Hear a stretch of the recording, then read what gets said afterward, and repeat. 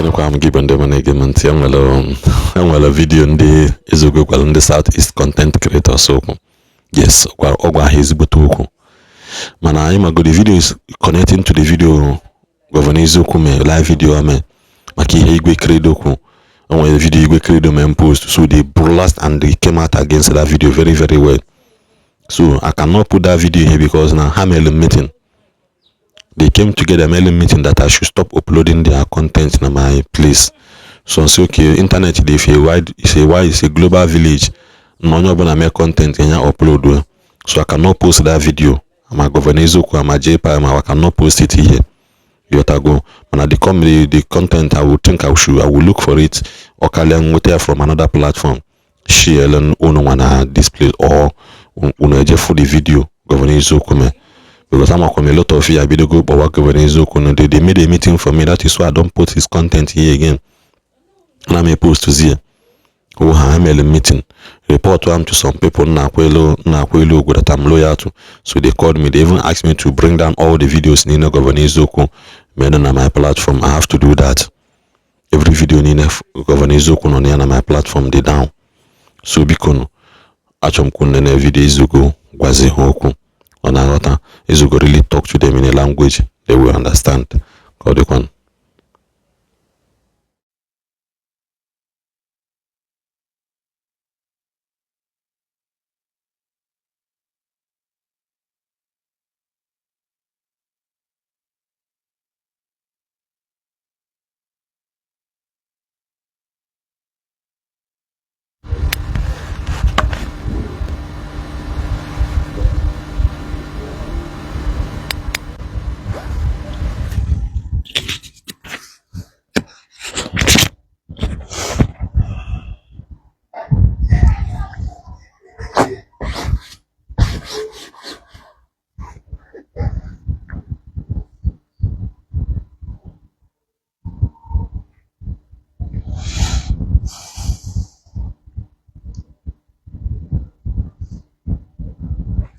Share this video. Doris Abalu say always right on time. Share this video, click on like and love. Share this video, click on like and love. Ajene Emmanuel, I greet you. Ekweziokwu kunewewe bawamba. Mana ọnụ makwo na ife a na-ekwu eziokwu. O nwere ife kpatara nji wee de Southeast bloggers and not Southeast content creators. Go. O nwere ife kpatara nji wee decide ya na the caption of this live broadcast this morning. Ka m were nwayọ differentiate ye ka onye ọ na wee mara ebe okwu m na-eje, because when you say Southeast content creators, there are so many people who are creating content in the Southeast and they are using their content in one way or the other, either to entertain people or to pass message. Go. In terms of those people who are creating comedy and all that. For example, Apama, a content creator called in Southeast, you can hardly see Apama getting into any controversy or not. Rolex, you talk about you cash out to her. You talk about Efibo. You talk about Onweba. You talk about Albino brothers. There are so many of them who are content creators, creating content for the purpose of educating the people, entertaining people, or even contrary message which we may not like, but only people like it. Yam Baba is a Southeast content creator. Aisha is a Southeast content creator. Somebody executive is a Southeast content creator. Onye Obodo, even though at some point he wanted to, he got to go, but I think, she got back to track. Onye Obodo is a Southeast content creator. You talk about Kerafaha, I may not remember all of them, but there are so many Southeast content creators. But when you differentiate it by saying bloggers, the people who set camera like I'm doing now, and blog, those are the people who are capable of bringing about the next Oko Yabana Southeast. I'm talking about bloggers like me. We are bloggers. I either art in either comedy or we blog. We analyze things. And on how we analyze those things, we are either likely to maintain peace or in a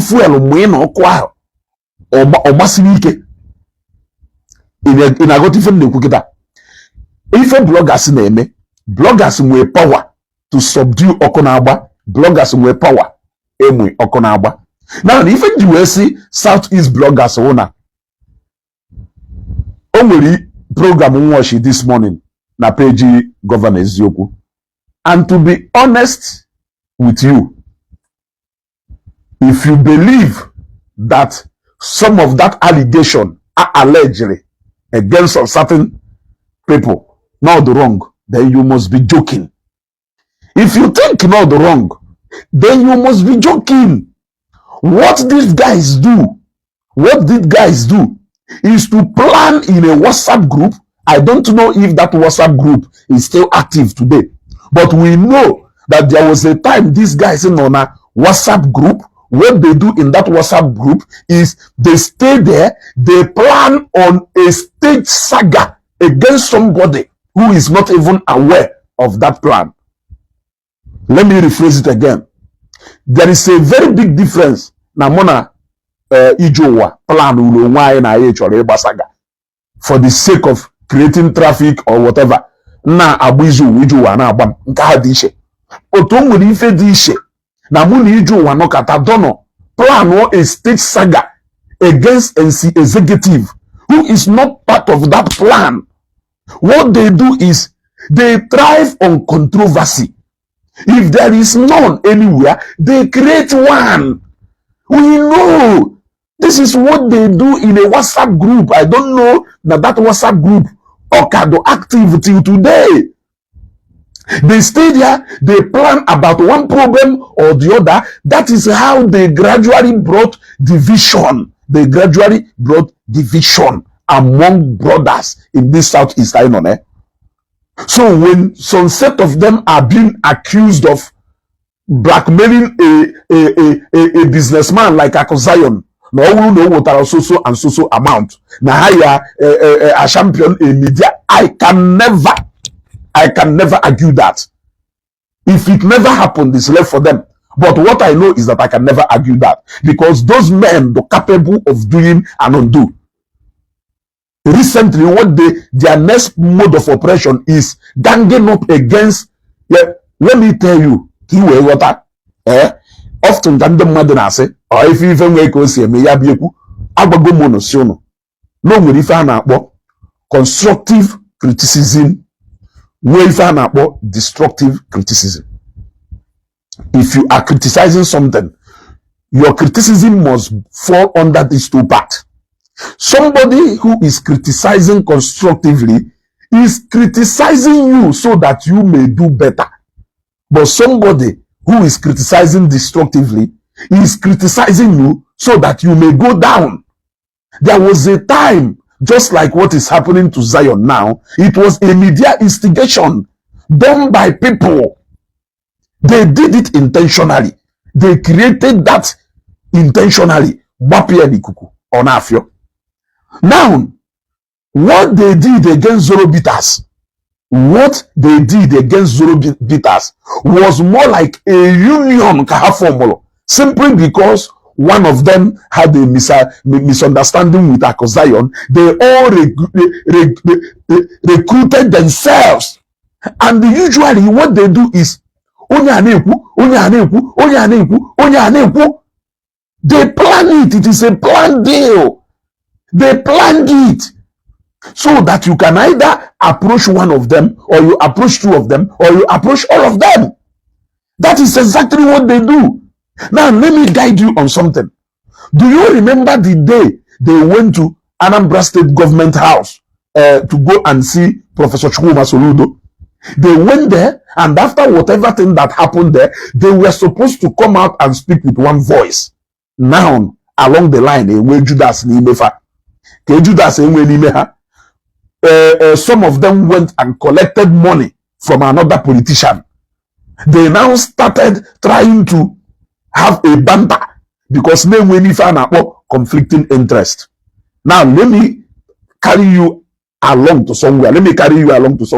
Imagine what would have happened if one of them or two of them or three of them did not go out to go and get into another kind of arrangement. Or in unity. Onye ame video maka Soludo, onye eme video maka Soludo, onye eme video maka Soludo, onye eme video maka Soludo. Iche na ha ncha niile na speak out of their own mind. Now, the cancer no between them, or let me say, the catalyst no doka a union between most of these people is nobody than JPAC. JPAC is the instigator. Nyangwelu capacity of Igbo Nyagwe Nifi before Malifeneme Ajamuko people is so netua ona poto opoto wa hakwa ka afi nyangwa jiazo onya patana a lot of time go decide go I am quitting Saga mana oka na agba Saga with style. He understand there's something from that video Hamel. Governor Izoku was trying to stick to the fact that, remember the issue about them bidding Akosayon 9 million or else they go against his product, which is Zoro Bitters. Remember? Naifa now the issue. Now when Wagaji came in, JPAC came in, even when Governor Izuku was trying to stick to the issues on the ground, they were trying to turn it into what they know how to do best. However, for that gone are those days they use the platform when I oppress people. Today, if you work on your platform, I will come to my own platform and I will respond to you. If there are people who are listening to you, my dear, there are people who also listens to me. So now, along the line, there is something that happened. Awalanzo keke. When I send the request, no shole bata. The other guy, I know that from onset, we get back about another program. Or like that guy, because we believe in that guy, who much to say about Igbo Credo. The only people he needed in that program are people who have a lot to say about Igbo Credo. That is his weapon. He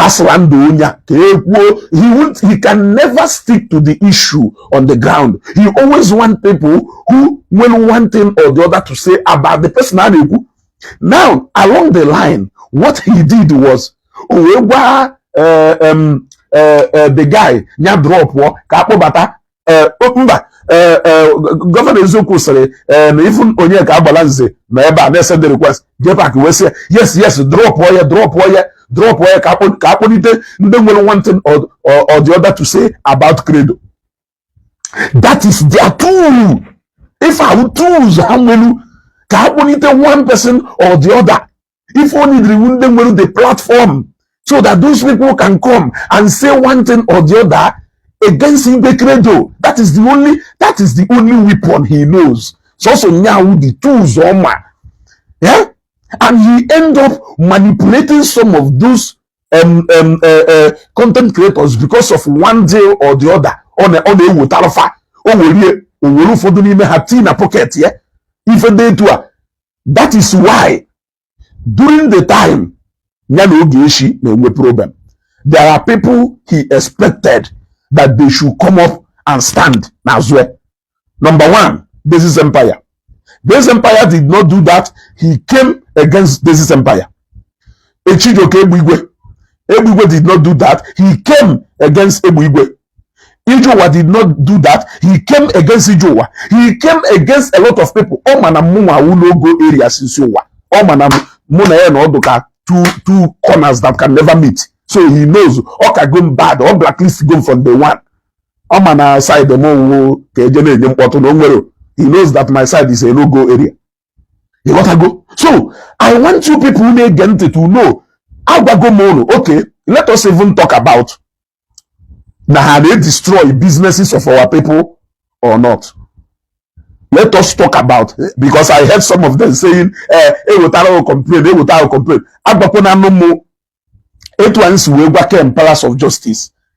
There is no way people can know the meaning of that justice in your name if you don't go back to the drawing board and bring justice to what happened in the Palace of Justice.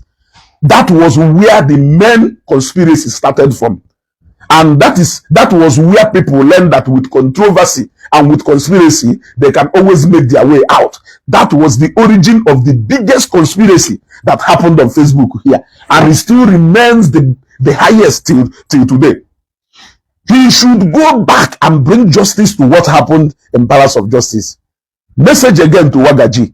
If you want people to believe that you are truly out when you have an issue to talk about, for people to believe you, you need to go first and bring justice to the people of Ishakamuwo. All those people who were involved in Ishakamuwo and that Amagomago Ununokongudibia Jemen and Kaya Nando. For as long as ni Meshirono, from the beginning of that matter to the end of that matter, Okongudibia bear that burden all alone. But you were the one who collected moto. Okongudibia did not eventually collect any car at the end of the day. He lost out completely. But this was the game. Plan, execute, and people fought for it. They brought money in millions. It's a little money. Factory go moto. That man bought about 4 vehicles worth close to 100 million. It is not a small money. So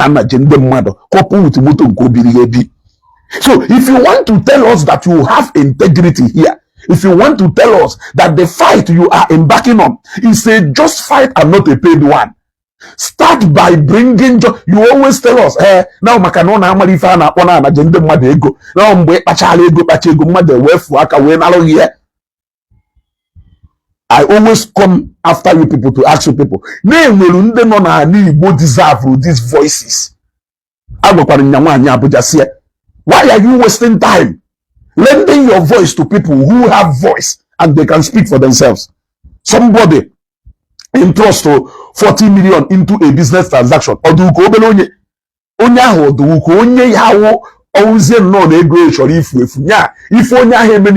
ground. Now Facebook okay, I know 1 year for 9 year for 9 year for millions. I'm asking you. So you people know that the aim to either bring justice, the aim is to blackmail the businessman involved. And usually the moment the people know they go involved, they tend to be emotional. So the best issue about blackmail in a money matter. It's not a justification living a kuwezoku. And I will give you an example. A typical example. Yeah, but before I go to that example, Wagaji, the best way for you to show us that integrity is by, first of all, going back to the drawing board and bringing justice to all the people who lost their money in the Ishakamuwo and that Ababa scam. You have kept quiet all through the time, all those things. You kept quiet. You did not say anything. You have never spoken about it. You were quiet and people lost their millions of naira. But today, you want to come and tell us that you know the pains people want to pass through when they bring out their money to do something. Now, JPAC, all the people you took to are you going to come out and beat your chest and tell us that all of them, that all of them, I'm asking you. So,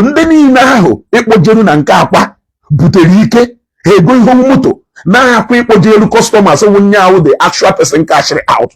When you from cash out, we go moto. Yeah, a big hundreds of millions. You can't even call me and say, okay, the 3 million or 5 million. I am asking you an honest question. We say we are all fighting for justice. Everybody always speak from integrity part. I have integrity. I have integrity. Integrity for where? Where is the integrity?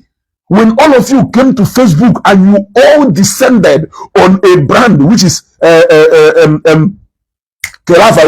Zoro Bitters, and the JPAC in Okodea deny it. How can you even deny that you did not demand for money when it was in your mouth? Can no pota a jebulu drone one see no a blue drone one it's no bute sakarin kogono buy your payoko Jena Ogun State kogono iru back ijefreba eba na alo factory no factory ya wapute millions of dollars. You said all manner of things. Ufodo echohi de oka wofua ki inweliri liver ida akpa akụ Zion oge mbe ha akpa akụ Zion or ebe ikpa akụ gono ebe ikpo nka. There is nothing actually that you people did not do to bring down that brand down. So how can I believe that you were not that what Credo said abulezioku? I have not said in Ifokuru wezioku, but I have said based on your actions, because it was a network of things. Even some of you who claim no, but you kept on making the same post as if you are in a union, which you are anyway. It's a question I'm asking you. Yes, or for yourself, another content creator. A bruise opposed to it, but are you able to wear? Nguma uje package, just comment here. Ibularizie as a new broadcaster here. The main source breaking that news. We know the time the man of Onisha Wuta complained about Akusayon. That man came to me first, and I told him, look what is going to happen. Already, a well popular known Reverend Okochukwu gentleman about this matter. One now, this person is trying all means possible to go to JPAC. Even that this person has started conversation with JPAC. I called back this man. I told him the greatest mistake you can ever do is to take this matter to JPAC. If you want to try, take it to JPAC. It will fail woefully. And his aim, number one, is not to get justice for you. His aim is to use it as an instrument of Saga in order to pursue whatever agenda or interest in young woman on pursue. So usually when you bring this matter against somebody who is not controversial, they don't have interest. They don't, if you like, go and try. None of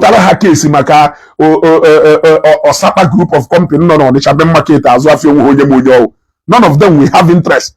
Are you trying to tell me that Ndigbo buy any business? Now the only people how we go problem with you, some are best and when I go name them. Those people who are or businessmen who need social media presence. Or businessmen who need presence here. These people who are social media. Or also fun. You want to go, but they are targeted with these people who will that image. Because that is where the money is. It was your job, you will know darling when even on one to that matter may not be that but because you don't want people to drag you, because you don't want your name to, and they believe one of these people that are capable of clearing that mess, you will start looking for a way to clear up that mess. Are you getting what I am saying? So I want that man, and he went ahead. Today, what happened?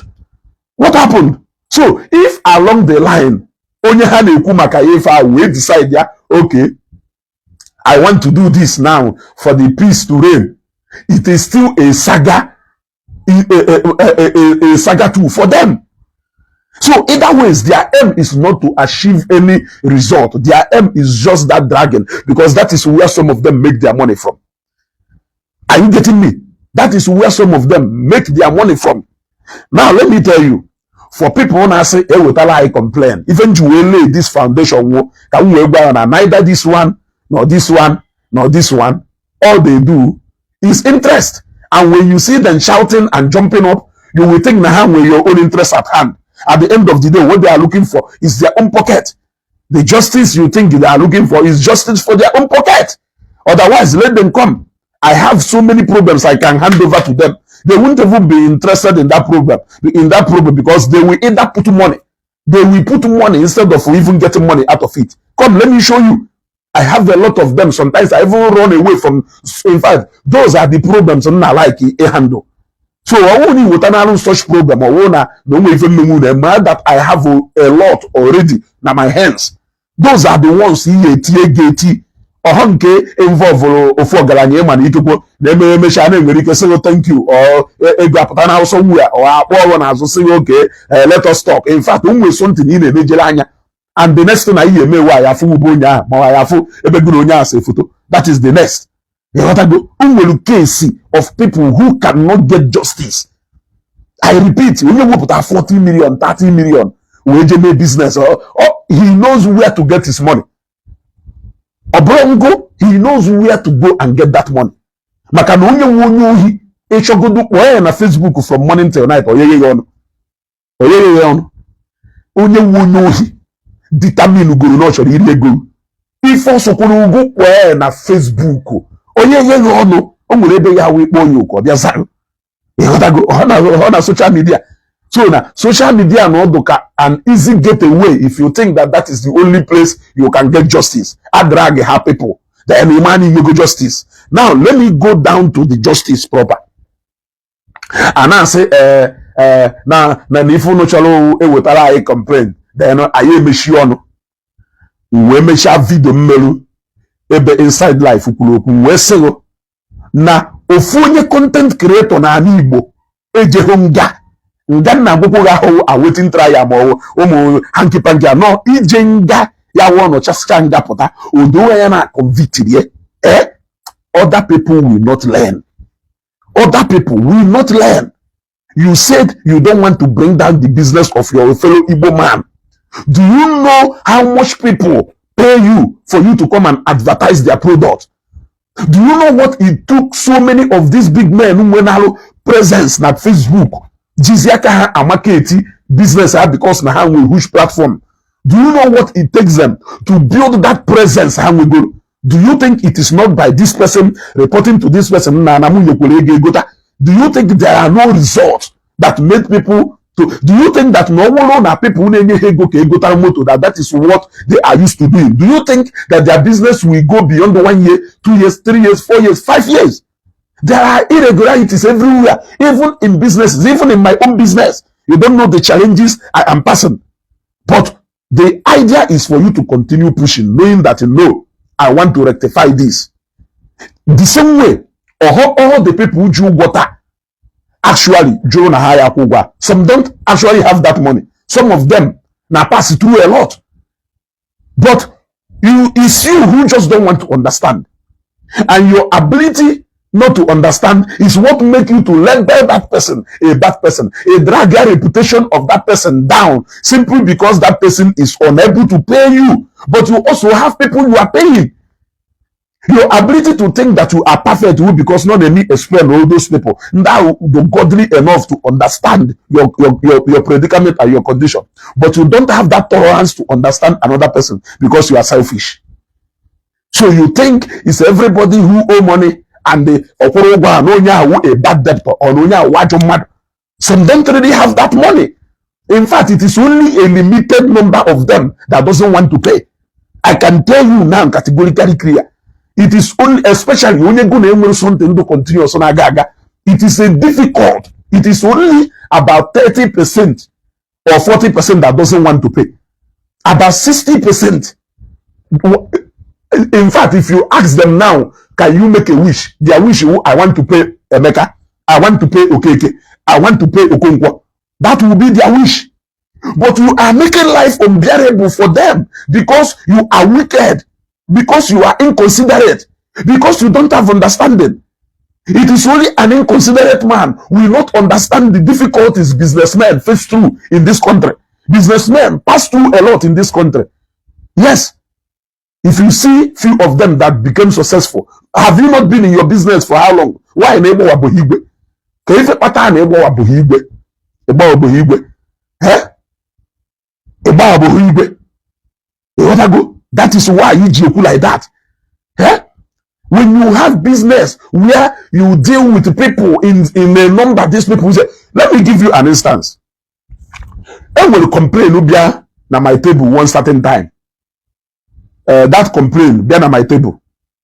And I'm like this, onya shout yam, and onya would complain about a certain car dealer from Nnewi, not Wago, because him and Eku ha an American-based car dealer na Nnewi. No, it's not Wago. In fact, a car dealer from Uruago Bahaye, or Moko one me fa ko shalom. We see man so wadro. Me fe melo give me the ND best Brendan. Let me tell you, I agree. In business, good communication and feedback is the key to people who have understanding. To people who don't have understanding, what they will be looking for is that provocation. Let us not forget that we are all human beings. Okay, my customers are always right. My previous program say Africa, so maybe that customer is not always right. Even you at some point will react before you even agree. Let us stop pretending to be sent here on Facebook. I don't like that. That is one thing I don't like. Pretending to be sent. Everybody, all no advice here. No take advice. I ain't any problem. Yes. All no advice.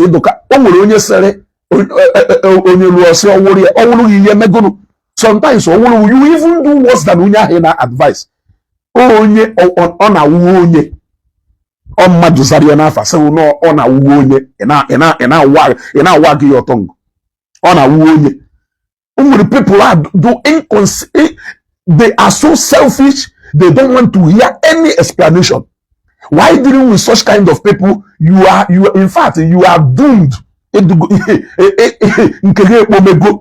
Especially when you don't have instant solution to that particular thing name at that moment. Very inconsiderate and selfish people. You think they care to understand that in my friend, they even call bullshit again. Oh, make you in an encounter with such kind of people. He will tell them the problem. You see, okay, and so what the hell? No, you are winning my money. Yes, on your phone. You see, good enough. Onya de kwifa my old schoolmate. Hey, what I go? My old schoolmate. We were on a phone. Where's your brother? Ne complain madu wotalum. Keri femelu. Or call me female, his own part of the story. Kowasha. And when much difference with the part of story onya call. The only thing umfudoleba one man of photo. Usually, madu nyege go sometimes. 1 month na adoha ka 5 months. 3 months na adoha ka 10 months. And usually, every people na aboda ka were ekwu. Na ogodo ni nyere onye a 1 month. Na 1 month agafe gonu. Not the second month to gafe. Not na the third month to kano. But ụfọdụ ya asizi na ego nyere since over 6 months or 1 year. Itrace if na that business transaction. In many. If not that business transaction, last to go about 2 or 3 months, which is still manageable. I'm telling you, fact, if you want peace to reign. Since you need nature's chalanya, happy beggar, happy beggar in an to decide the aki gori and obodo, and we reason patali which you gain obodo, which is not, it is only your decision. So I think in doing that, I will millions of dollars go in the China afia he will delay. Bro, I want to ask question. If your customer complain about your services, will you go ahead and block your customer? In the best, Brendan, majority of complain about these people, they are anything look at blocking. I can tell you clearly, an issue of blocking, within a few and don't depend on it. Some people now got to the point of threatening. And you cannot threaten them because you are the businessman in question. Look, let us stop this. I am facing the fact now. Some people feel that because you need to go far. Now we right, you make anything how you make no what. Let us also stop that arrogance. so that you can be able to align with the mental state of people. When people they feel because of need you no jiwo or need you no you make you feeling no you make without even knowing that the law is also there to protect you. Who is the debtor? Are you not aware? The law is programmed in such a way that no you protect the debtor and the need you. Yes. So that doesn't feel that because of no I will not have any control over choice of words, but this person has to control the way he talks to me. I am the boss. I call the shot here. People should stop that. Treat yourself to have manners. Have manners even when you are having business transaction with people. Even when somebody have your money, have manners. Where manner of approach. If you have not seen it, is it because now people they take care na law alolu baya iye memu some of these things nda na eme da n'obodo Igbo yala la bibu mtago mmadụ na Facebook cover sheet iye kwocha iye memu n'obodo Igbo. Can you do that n'obodo Igbo? Can you tell me the story of that woman no say na nwagu ji Igbo moto we no na America we bash ya into the office of a nwagu we jemewe video? Do you know the condition of that woman after that? Do you know? Only na Nigeria back on na eme na Igbo ha alụ ọrụ onye ọ na ejeghị ekwu o ji ụgwọ o jide ụgwọ and so what? And so what? I'm asking you. Let me be blunt now to ask you. And so what? Because no ji ụgwọ nya ka eji wuru mmati na akpịrị ya kwọpụ ya and ọ na-agbagọ nekeleke kwọpụ ya ozugbo maka na o ji ụgwọ ọ gbazie elekeleke owu program. I'm heading to somewhere. Okpomu, if you have understanding of this life, I think only few people with that kind of understanding. And those people, where can they take advantage of? The reason is because everybody wants people to hear them out. Everybody wants people to understand them. But they are not willing and they don't have the patience to understand anybody. Enjoy yourself. Na mmadụ nwa ameme ifa mana ọ na-eme ya onye ọzọ. And enjoy your channel maka na ọ bụka good. Batalo o ji eme ya onye ọzọ na-anagide. It is because na onye ahụ nwere tolerance. It is because na onye ahụ nwere uche mmadụ karịa ka isi wee nwe. Akụgolu ụmụ akụkọ onye jerube mmadụ ije bukọrọ ngwongwo onye ji ya ụgwọ. Onye jerube mmadụ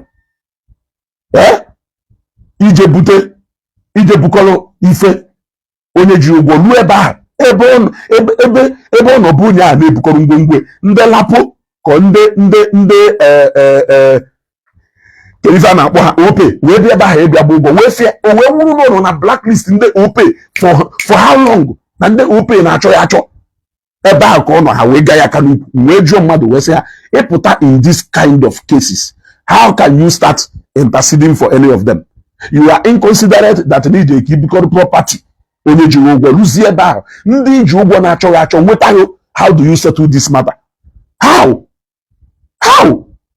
now onye a wee kpọọ m wee kọwachara m ife a wee kpọọ the car dealer in question. Mụ na-ekwu ekwucha o wee kọwachara m wee kọwalụ m ebe mmiri si wee ba n'opi ụgbọgụrụ wee gwa m what can be done. Wee kpọkwa the guy in question wee sị my brother look at ife onye akwụrụ ọ kọwalụ ya ọ sị m yes na ọ kọwarịa ya mana na ọ chọghị ịma I don't care. Nsi you don't care, ọ sị m yes nsi okay.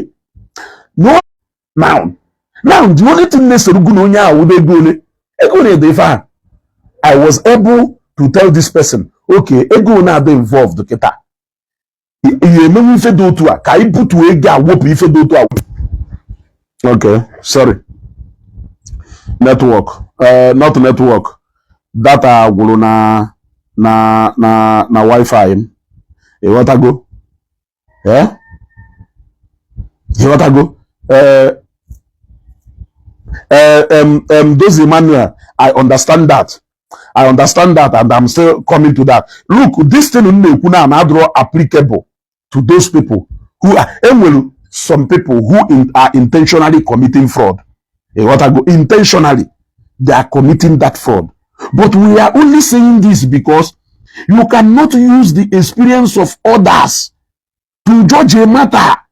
You may be wrong unless a ground where it can be established beyond every reasonable doubt. If we are capable of doing, if we are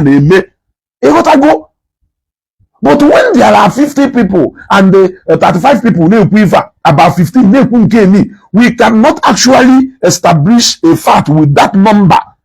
Onya we find Jeku always about maybe business you what I go. So now when say the ifonya okowalo here or say yes no okowalo ya man oyekwe, let us assume that the ifenes oku 1 million or 2 million. Let us assume that the ifenes oku 2 million. Because if you ready for settlement. No, demand if you are demanding. A man nature peace. If you are demanding, you either go to police or you go to court. But for it is when you fail to settle with somebody that you can now go to police or court. And I can tell you that over a case of debt, police cannot even detain anybody unless no one come. Police cannot detain anybody. Both of you will eventually go to court. And all obtaining money by false pretense. What do I mean by false pretense? There are challenges and court to understand them. That is why sometimes when you borrow and you don't pay back, court will give you an enabling, provided Nahe establish go that you did not borrow that money by false pretense, which is obtaining by tricks. You will be given an opportunity to pay so that in where you are trying to pay. That is why in USA that the law is always there to accommodate everybody except people who break that law. I am telling you now what you need to know. USA, no okay, for the sake of peace between ono. Nke do otua happy nke do otua happy ye nke do otua happy ye nka idu ready ki shest ya nka kai end ya disoku since na this matter adugo already na this motor adugo already na Lagos what I go osim no moto na if I want another moto no je na car stand na Lagos and say my brother whether no je na car stand friend there or no je ho moto ahụ na Nigeria ka na alụ moto ahụ America ka o si wee bịa moto ahụ nwere any problem the moto enweghị any problem na moto enweghị any problem and no moto ka ị like my brother ka anyị setụrụ okwu a carry this moto and go osim no na kama ọ ya akwụ data ego ọ ya eweta data ego and according to the agreement aghọtara m ebe have some kind of discrepancies in their agreement, but for the sake of peace, which is what we are looking for, settle one or if I not go to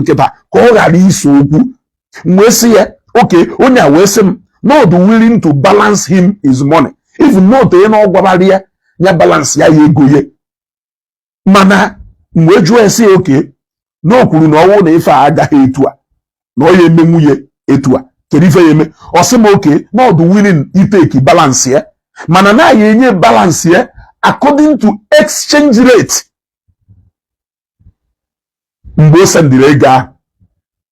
This matter is about if I'm not mistaken, it should be about 4 months to 5 months or thereabout.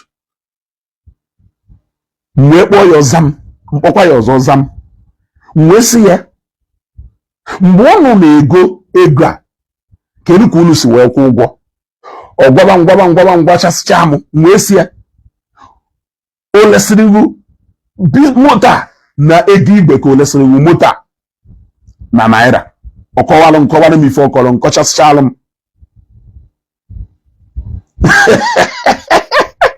akụ pawa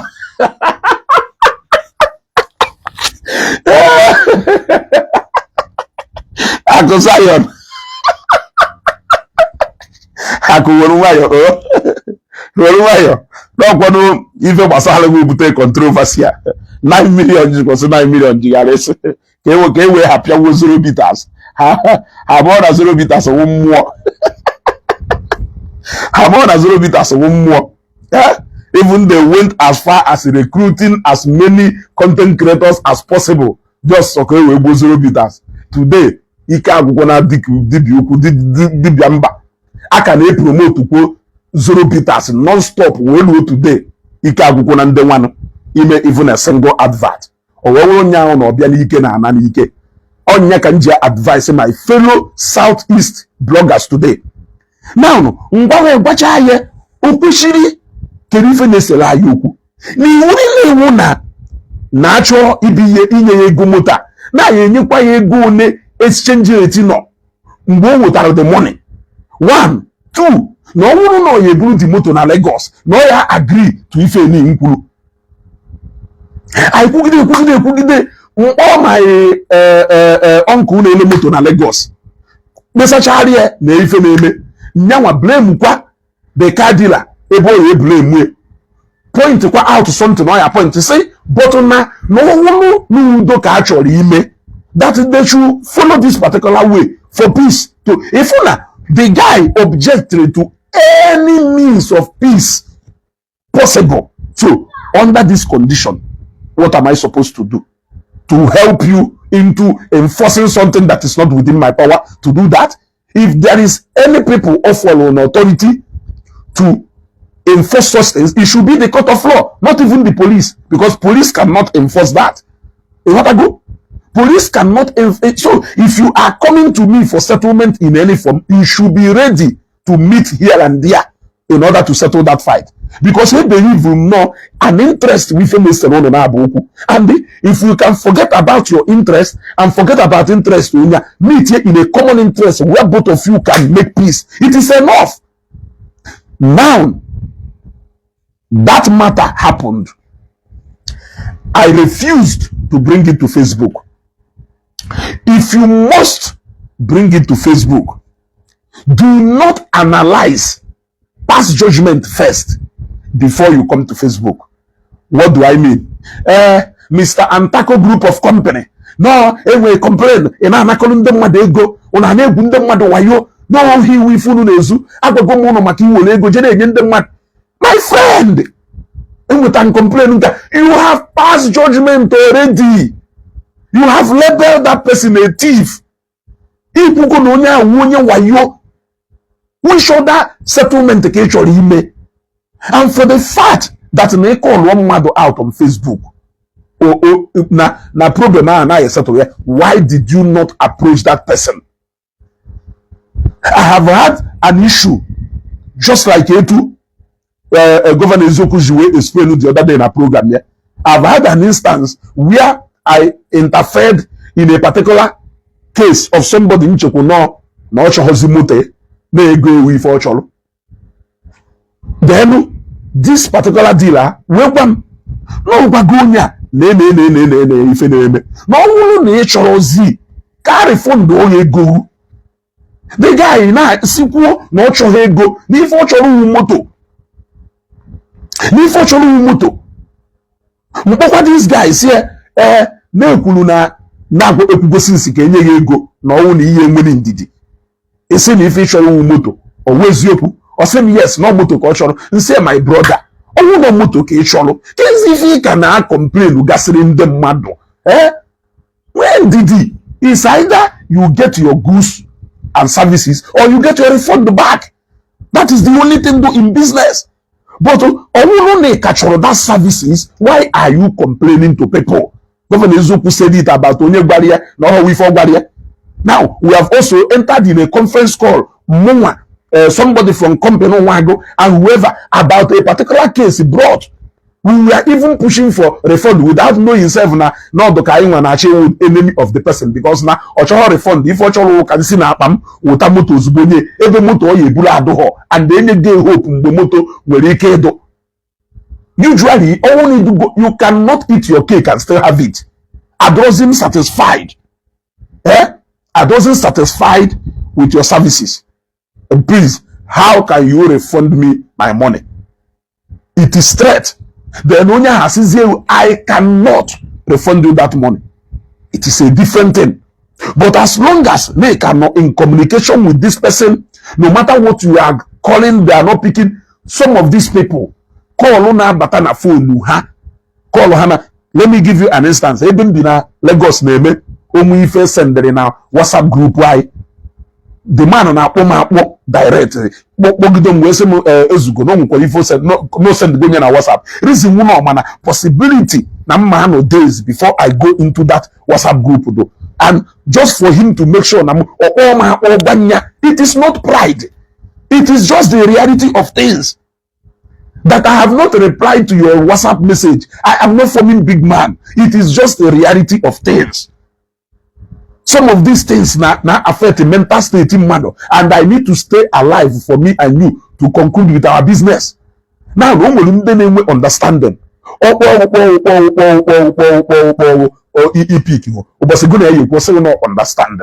what na time wo do to amana biko ife you see. But don't go acting selfish. I just say, your hard-earned money. When that your hard-earned money, since you can keep your hard-earned money and do that services yourself. Business that requires people money movement from one hand to another, there may be ups and downs, or they may be between Gunonyocha and Azuafia and Azakonyocha because you don't want to cut off that business relationship. Man, other have between Gun and one name, you consider it. Only Yoruba, only outside Jago, you could man, other hand, I'll go and one name, you choke, you boy, go. Let us stop this. If you say you are a content creator and you want to make peace between people. If you cannot make peace between people, advise them to go to relevant authorities. Because one day, a content creator in Nigeria, I cannot call people. It is within my conscience. One day,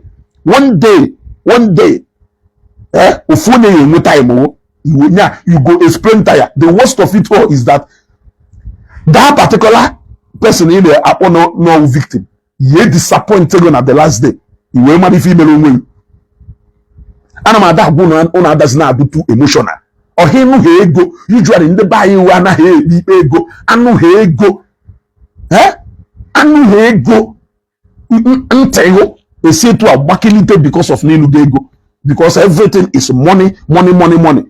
Ụfọdụ ya asịrị na onye ọwụna ya na ya emekọ n'ife ego na onwe ife jikọ ya na onye a ọ n'ihe ofike by saying that you think it's all about money, you think everything about this money, you will not because of your too much attachment to ego. Will you miss your friends? Will you meet your reliable associates because of your over 100% attention n'ebe ego do? Inyere mmadụ ego na Monday ọgba ọnọ ya return on Friday. A friend of yours will on Friday. If you can't bakutente and that is why you will not advise people. If you want to, then I say no na go na your friend don't borrow the money. I say I am telling you today now that in my own dictionary it doesn't exist. Yes, it doesn't exist. No nya go but what are friends for if not for inconveniences? I'm asking you.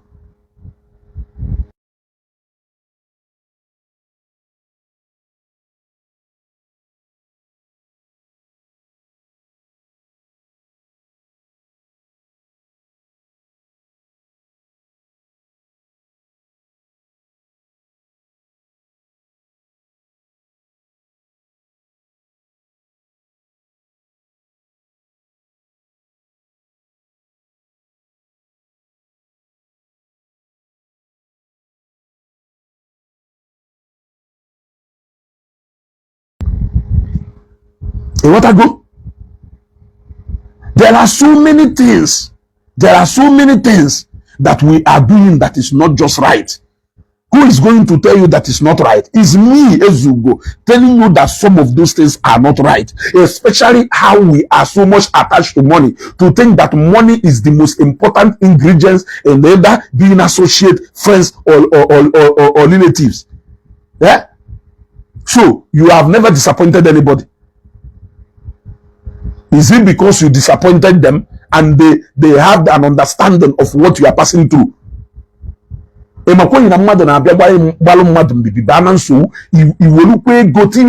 can comfortably tell you today, me being ezugo that nego esebuhuru mụ na mmadụ okwu coming from me being the person with the commitment. Yes, ego esebuhuru mụ na mmadụ okwu nke na ya hazi eghe ọnụ nke na ya esego. O nwere ike onwe a little misunderstanding pụtara mụ na arụ at that particular time, which I will not even allow to go beyond where it can go. And I am happy that I'm living my life that way. I am happy that I am living my life that way. I'm happy. Unu put on Facebook, una say, no, na fight for justice, no, na fight for justice. But una name if I don't want, put on Facebook, a slander business mad. Meanwhile, you have never owned any business in your entire life. Build one before you think of destroying one. Build one where you can render perfect services that you are trying to teach us. When I hear Koshanis lecturing us about business and commitment, I listen and I clap. But when I see somebody who has never done business in your entire life trying to lecture businessmen about how to run a business, I laugh. Or if it's social media, maybe it is the best equalizer. Social media are capable of ime Dangote na Okonkwo n'Umueri. If not because of social media, or we don't know in reality, where will you even have opportunity to speak to some of these people you talk to very rudely because you have a platform? Yeah, Mono so many times that 365,000 followers is not equal to 365 million. When the real problem meets you, that 365,000 followers cannot get you out of it, except if you develop a habit of building fan base and not followers. Followership cannot get you anywhere, but your real fan base can get you to anywhere you want to go. But you people are too conscious of chasing over followers and not building a perfect fan base. 100,000 followers, 300,000 followers, 500,000 followers. Are they quality followers, or are they just following you to hear the things you are saying? Quality fan base. Building a fan base is far better than chasing after followers. I will still repeat. Business only chori mmadụ wayo, especially ego onye ahụ in an advantage position. Police itself and emeburu ko onye chori mmadụ wayo jụ na oyi egwu wayo. O we uzie ngo nwapụta na Facebook na-enye mkpọtụ. Ise ni nyebe mkpọtụ nyecha mkpọtụ kwali because of no between ụmụnne anyị. They call onye Yoruba out. Yes, they call onye Yoruba out. Eh? They call onye Yoruba out. Between 2016 to 2017, somebody gburu wayo. Ịchọ ka mkpọrọ onye a ka ije call way out. Ka onye ya ego. Eh? Ka mkpọrọ onye ahụ ka ije call way out. I have a friend of mine in connection with Nde Yoruba, egwe wayo vegone. Ka mkpọrọ onye a je call onye Yoruba out na Facebook na ema na ya na ụja ha atọ. Je call way out. Okwere call your Igbo brother out. Wonu maka na anyị niile ewu ndị Igbo, debe ndị say after all na anyị ewu ụmụnne. Ikekwo against challenges do na business out. Decide ya, let me just pay the money. Manyaga. O menye ina aba n'ime na not because of na call out. No nya ka obi wekwo dị ụgwọ. Je call onye Yoruba out. Ilebel onye ohi, call onye Hausa out. Ilebel onye ohi na Facebook, ama nọ n'ihe jenga. Ma wofu bosi jeda within that heart and hata. Ka mmadụ onye apportion, even police enweghị right ijebe ụgwọ. O were ngwa. Even police enweghị power ije recover debt, ijebe ụgwọ. O were ngwa. Their duty is to maintain law and order, which is going to, that at the process ebe ga na-esere ụlọ okwu, n'ụlọ eji ewe commit one thing or the other.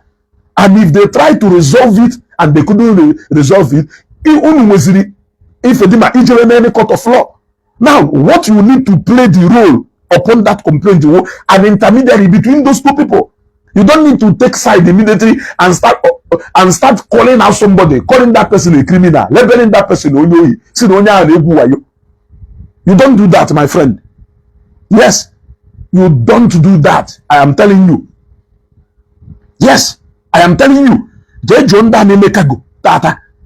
I go na afia ya bata ụbọchị detu a ichelu ndị nọkwa na trade fair.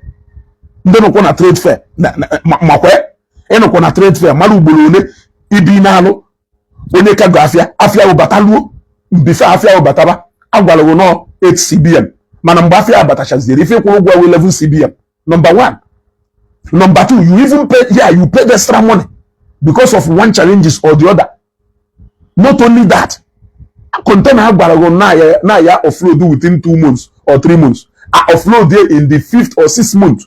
Yet, actually, in Izuchapa, Ibukwa Buchapa design cargo company. What I go inconveniences here do in business only election and they buy. Can they buy water that?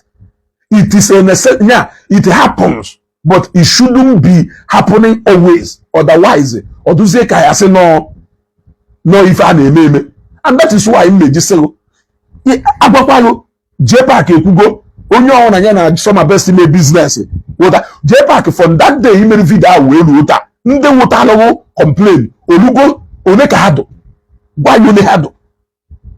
Can we draw on a mamoto or some best name na Nigeria every week or every month?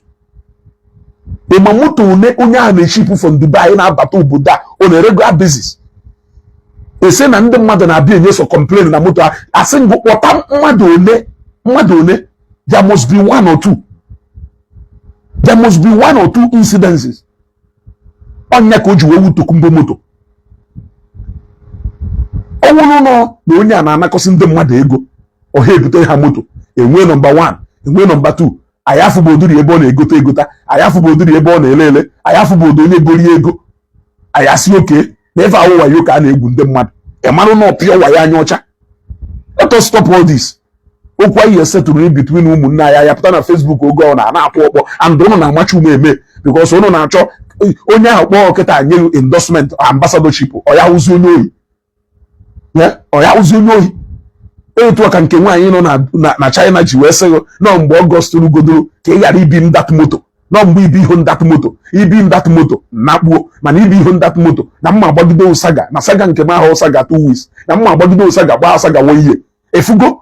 They are now using Saga as a tool to exploit our Igbo business people. That is what they are using. They are now using Saga to exploit our Igbo business people. Moto ahụ na-ebi ihu obi ihe ahịa ọwụrụzie na Soma Best na-eme ship moto ọbata ana m ajụ ajụjụ ọ Soma Best bi ihe ahụ moto ahụ ọwụrụ na Soma Best awụ na perfect na Soma Best na-edeliver because obi ihu moto ahụ ma ndị nyere 40 million ka o bute ha moto ma ndị nyere 100 million ka o bute ha moto I forget about them na kpuo ijezi enyama moto nnukwu ebe JPAC na-ekwu ma ndị nwa dibịa na-eme enye ha ego ka ha merụ mmadụ ife ha eri ego akọrọ ha out echi niile. How many times have you called Akwa Ọkụkọ out? Even the time people called her out, you came up in defense of him. But you started telling us the wrong things on him. The moment commitment you changed again. So which kind of justice are you looking for? Justice for your pocket? Justice for your pocket? Throughout your blogging about Ndemwadibia, Ogidolu, Kelafaya, Alusiego to the point that Nalusiego see as a baby arrest na Lagos. If I Akuna Latugo to the point that now Akuna Latugo to Nalusu never prove. If I will be at that one day, how many times did you call out Akwa Ọkụkọ? If you have comfortably done that, we will say you are fighting justice. But you couldn't do that. Meanwhile, this is the Oga Pata of Ndedibia. You even brought some customers. You took a lot of customers to him. You confessed to him.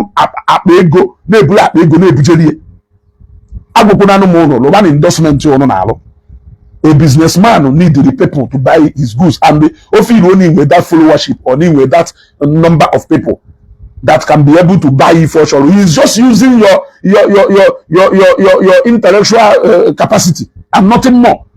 What is interested is in that platform, not you. If you metal if all the interested to use that platform to get to people who are going to patronize him and buy his product, that is all. You want to go?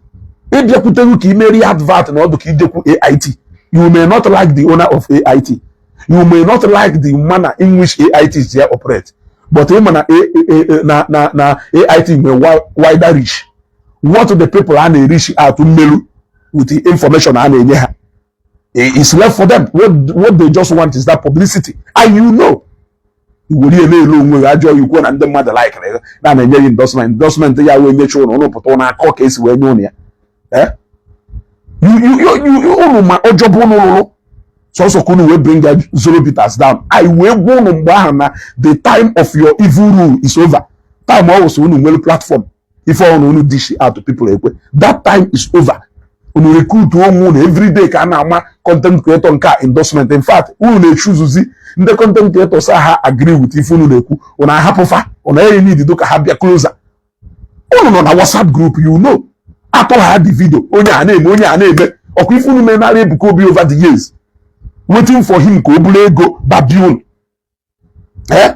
If you may change ka evangelist buko bi easy go buru Babylon ono na rutina ba oto no always go mmadụ ozugbo oju na oye eme onu recruit one against him ono to video na platform onye a na-eme part of fighting for justice ono aka fight wo mgbe ebonyi so nukwu na WhatsApp group ono no na if you chọrọ ịkọlọ evangelist ebukobi oh no end up he execute that thing okwuru ono nwa lend their voice ono it will be part of fighting for justice for the said girl atụwara ime force oye ka wepụ the ime oji wepụ ya ọnwụọ but ono ma na this story eme not just ka we chase a crowd ka we controversy unu eji we kpara ego.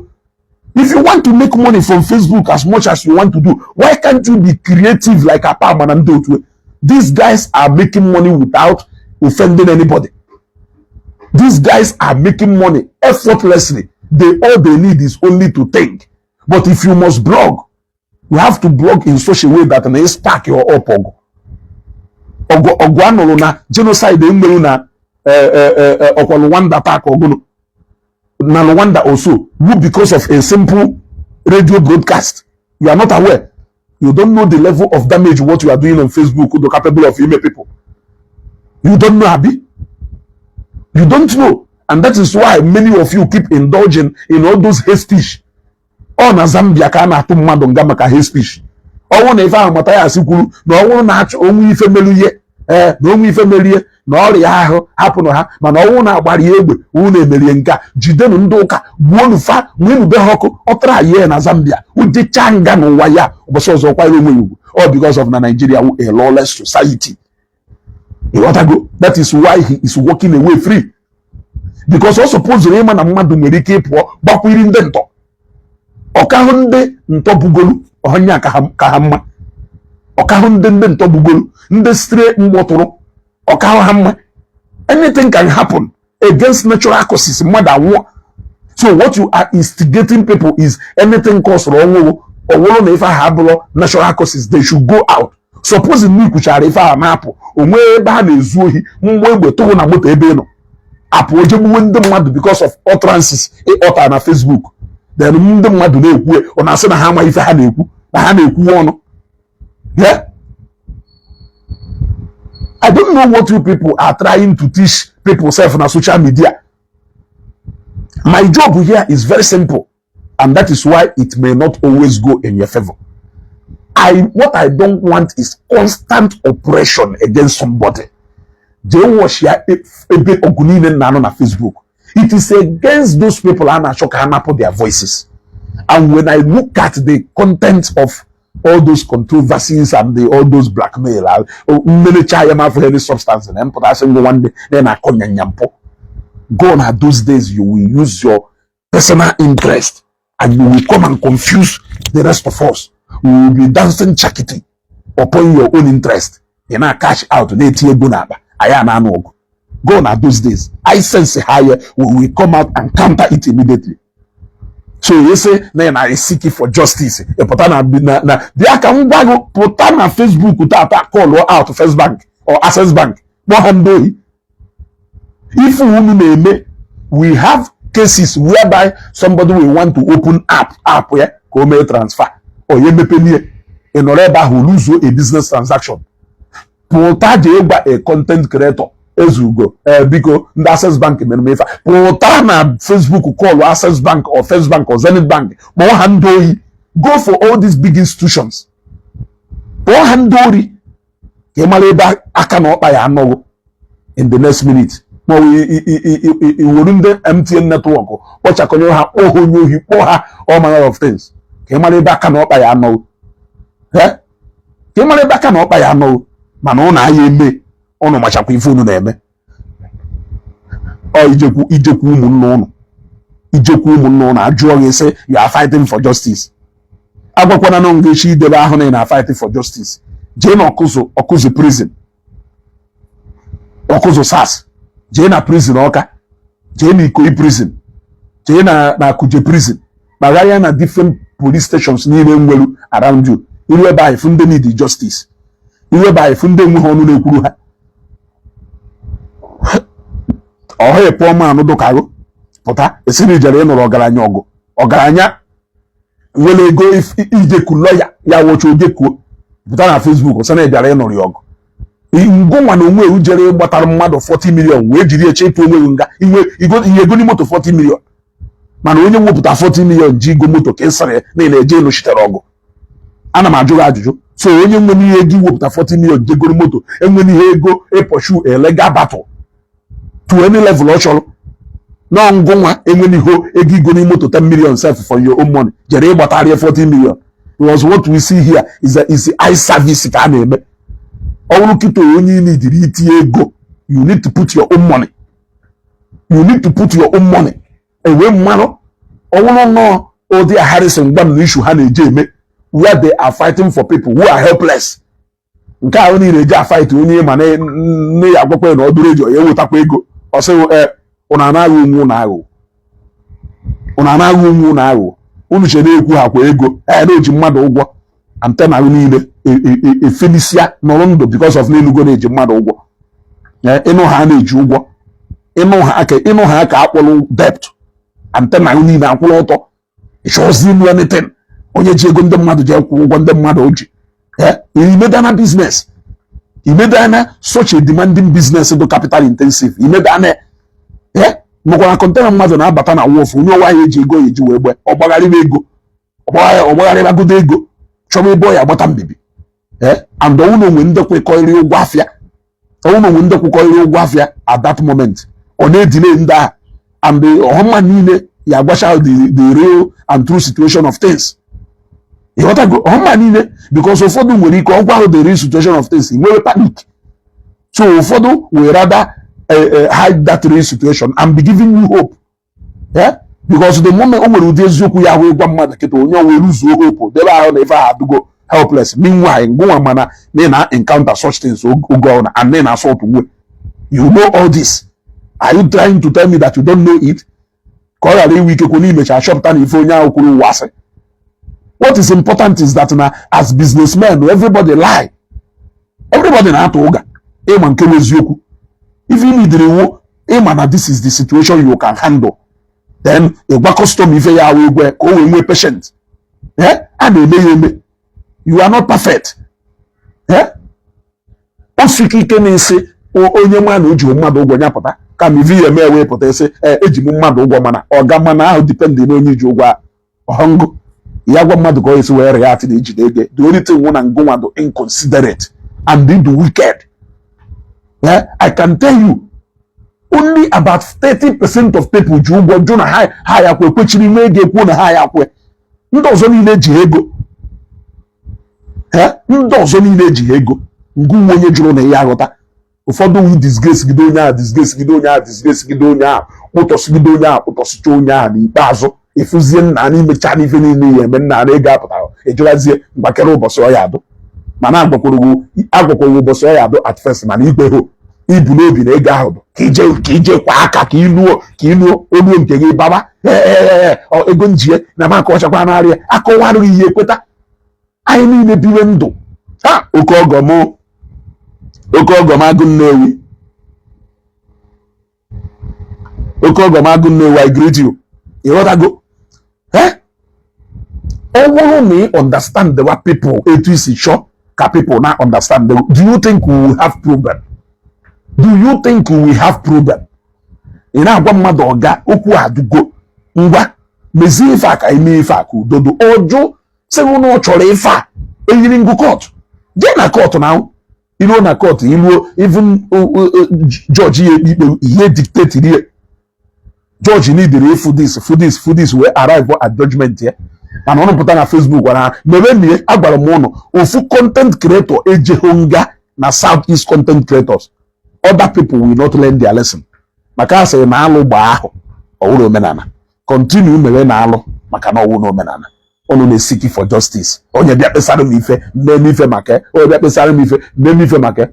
What happened to applying due diligence? Adana mpesala wu na eshogo ka ngwanyu ebe ego na-ese ndị mmadụ okwu onye akwụ ụgwọ mana ịbịa kpechasịcha ikpe ahụ ịfụ na ikpe ahụ nwee gosi wee kpodo isi. People na-adụ unnecessary selfish and ndị dị selfish okwu ahụ a na-ese ka ha na mmadụ because ife ọnwụ na ọ na-emewu interest ya wu ife ọma ọ chọghị ịma maka nke onye ọzọ. Afụgo m case of ebe mmadụ ji mmadụ ụgwọ onye ahụ mechakwa jide ya ụgwọ o debe ahụ na nke enyi onye enyi ji ya gaa na ọ nọrụzie na-enye mkpọtụ. Ọ na ikpeazụ ka echetara ya nwoke ichetakwa onye iji ego ndụ na iwe na-ekwu okwu ife dị ife o wee malụlị na ego nke onye ahụ o jiri karịrị nke o ji kịta mana onye diri nke ya kịta onye ka eji agwa ya ifu ebe okwu na-esere mmadụ na-abụ eke na ikpe n'ọnụ ofu onye. Call this person, ask the person. Onye o nwere ike ọnwụrụ na kesi ha na-abụdụ ka a case of 6 and 9. This person is right. This person is right. What you need to do is to find a point where you will reconcile two of them together. Their interests are always one, which is Ndigbo. There is always that common interest that capable of maintaining peace anywhere. All hand and go and your own interest of getting into that matter. You can resolve that issue. Do beyond settlement. This is here no do beyond settlement. A lot of them they case you make a report go ha refund ega or olu at the right time moto apụta one n'ime ha gbanu mo n'ime ha iche na ọnwụ na onye ahụ bụ n'obi na ọ chọrọ izu mmadụ ohi iche na ọnwụ na onye ahụ bụ n'obi na ọ chọrọ izu mmadụ ohi na ekpere m ife na ọ na-eme onye ohi ịchọ kpọọ ya na CNN ịkpọcha ya na CNN ọ nọrụkwa ebe ọ nọ na-agwa gị ife ọ na-agwa gị ịghọtago ekpere mma a na-amụcha ngwa nwe jewe ohi ekperima aha atụ ụjọ social media dragon ifuru onye ohi ọha atụ ụjọ social media dragon drag ya na social media nya ka imeru ife emelu imeruru ife ọma emelu imeruru ife ọma emelu so ọwụ na ife ilu na drag onye ahụ kwụ ụgwọ. That is a confirmation na onye ahụ abụrụ onye ohi. That is a confirmation na onye ahụ abụrụ onye ohi. Ọkwụrụ onye ohi ka ejidere egbe n'aka ọka nnuo court kwuo not guilty. Amapegide ikpe a for how long? Ikekwa at the end of the day except onye ahụ free due to lack of substantial evidence. Ọnụbọdọra ịgbata ụgwọ n'Enugu police. O nwere ụfọdụ ụgwọ polisi na-eti isi na SF on ya ha unless na onye dị involved or willing to settle. Onye ahụ adịghị willing to settle iwu na ụgwọ ahụ ya ni police ya gwarịrị ụlọ ịchọsịkwa take you to court. Ịgbatala ụgwọ ichidoro onye ahụ ịgba ọkwụọ ya iweje mma ọkwa atachịrị platfọm unu nwechara onye Igbo oge gị ji wee zadi mkpa nya ka iji eje agbata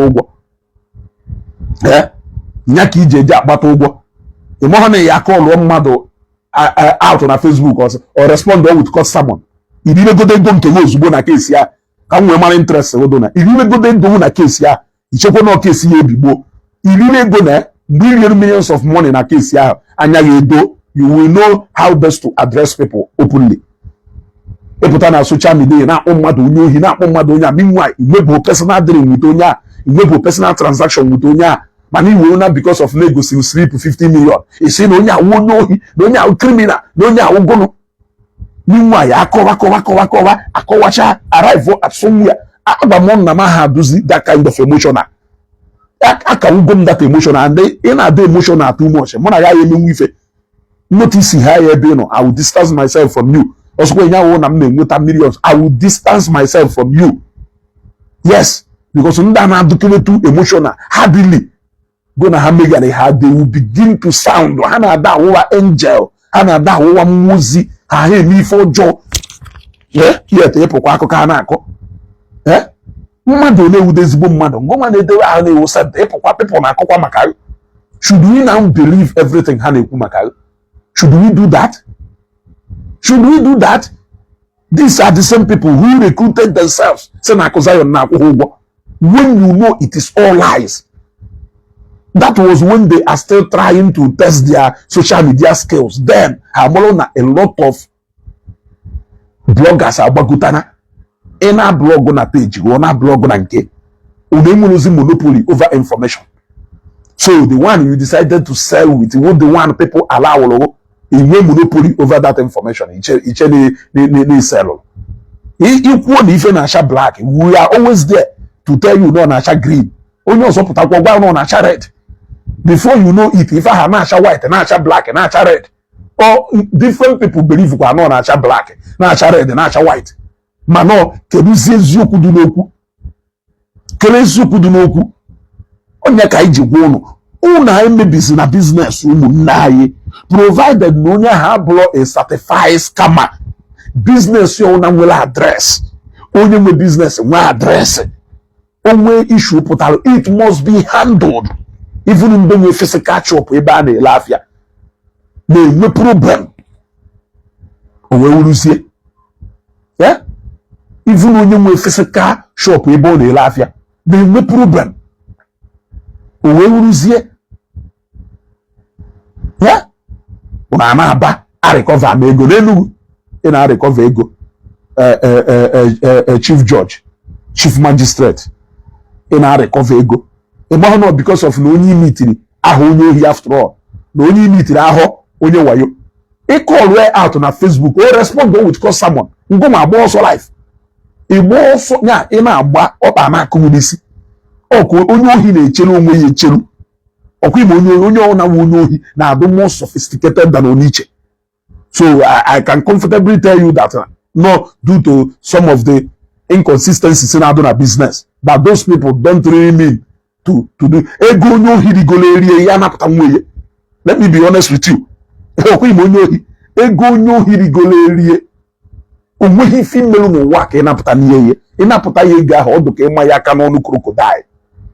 Or hip or higher for would get the or hip or higher for would get the on a potona on a room na palego on your potana Facebook or no pugeri. No only need to perfect mana skeleton on when a cupboard or docagono. Una not palego with the PC to buy.